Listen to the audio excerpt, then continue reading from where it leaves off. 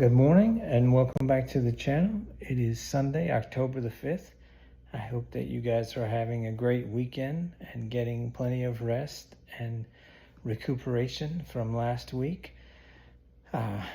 Yesterday, Saturday, I had a chance to go down to our local Fall Greek Festival and enjoy some amazing Greek food and some Greek dancing with the Greek dance troops and see some friends from the local area. An amazing time. So I enjoyed that. Today I have a good news story out of Utah, and it has a video that goes along with it, and I will put a link to it in the description box like I usually do, and I encourage you to go and watch the video. It's a good video. This is a kind of a short story there, but I will put that in there. It is a really good news, heartwarming story. Again, another example of a community taking care of its members and looking out for each other, doing the right thing simply because it is morally the right thing to do for each other. So I picked this one out intentionally because it is, it's a good news story.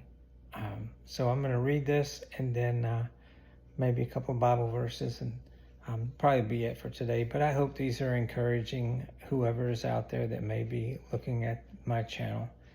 Okay, so this is thieves stole this boy's wheelchair, then strangers gave him something even better. What began as heartbreak for one Midvale family has turned into a powerful story of generosity, teamwork, and hope.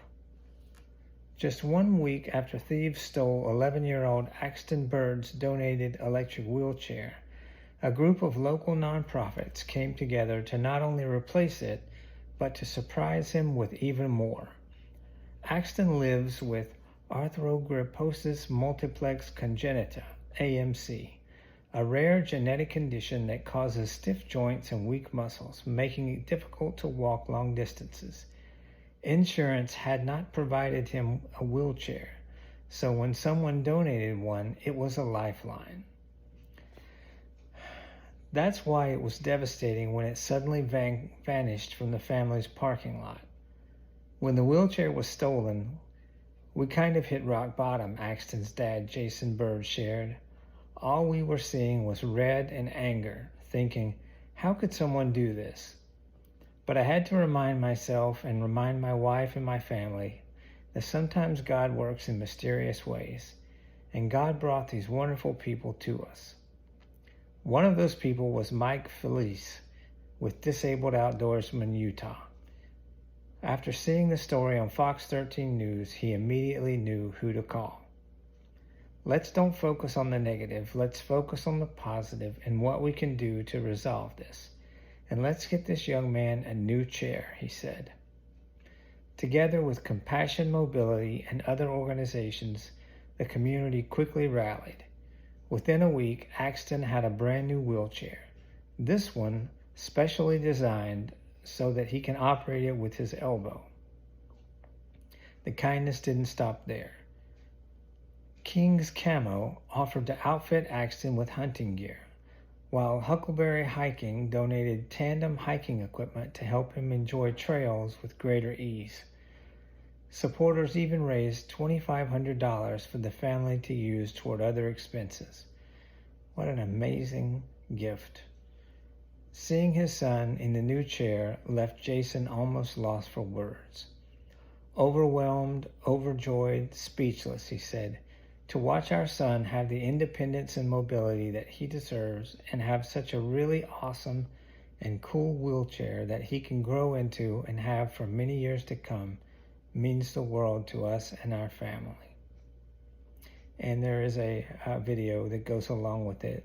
And the kid is a very cute young man, and you can tell from watching the video that he is very happy with his new wheelchair and very thankful for it. The family seems like a really good, very sweet family. So I applaud these people in Utah and these organizations that came together in this community to help out this family. What an amazing thing to do. Again, they just did it because they thought it was the right thing to do.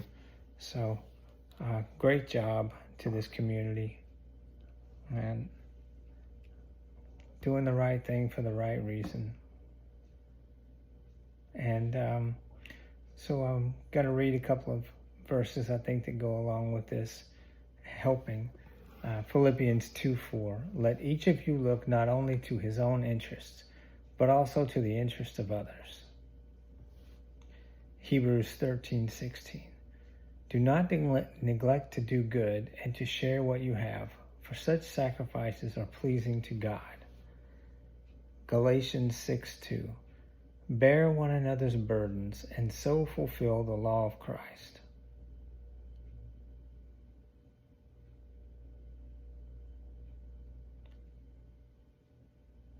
Proverbs 22:9. Whoever has a bountiful eye will be blessed, for he shares his bread with the poor.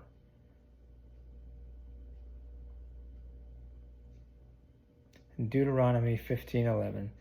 For there will never cease to be poor in the land. Therefore I command you, you shall open wide your hand to your brother, to the needy and to the poor in your land.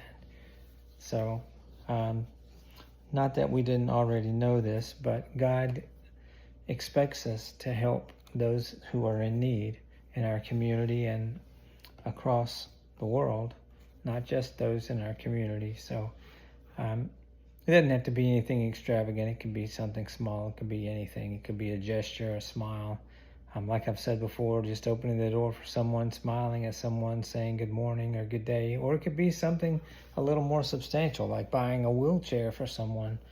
It could be any number of things. Paying for groceries for someone in line at the supermarket when they discover that their debit card doesn't work, or any number of things.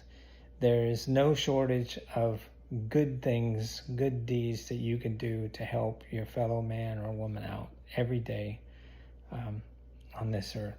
So I hope that you will look for good things to do, good positive ways to help and encourage each other every day when you're out there in the world, because there's absolutely no one who doesn't need encouragement and a good deed just about every day.